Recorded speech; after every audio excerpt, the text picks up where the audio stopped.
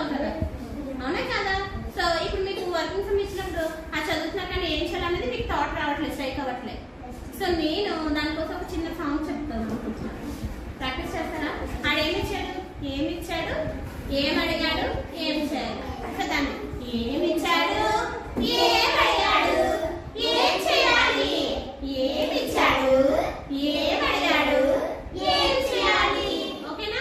అప్పుడు మనం ఏమనుకుంటే ఇప్పుడు ఫస్ట్ ఇది గుర్తుందనుకో మీ మైండ్ లో, వర్కింగ్ ప్రాబ్లమ్ చేసిన వెంటనే ఏమిచ్చాడు ఐడెంటిఫై చేస్తారు.